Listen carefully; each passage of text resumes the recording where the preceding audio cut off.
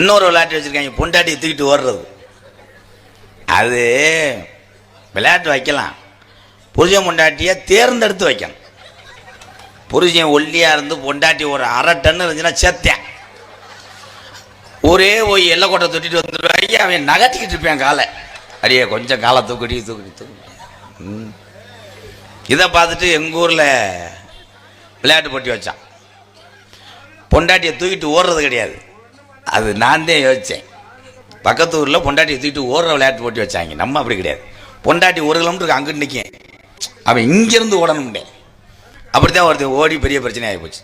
அவன் ஏற்கனவே இன்னொருத்தன் பொண்டாட்டியோட தொடர்பாக இருந்திருக்கேன். தோலை ஓடி போய் தூக்கிட்டு இப்போ ஆந்திராவில் முறுக்கு கம்பெனி வச்சு பொழைச்சிக்கிட்டு இருக்கேன்.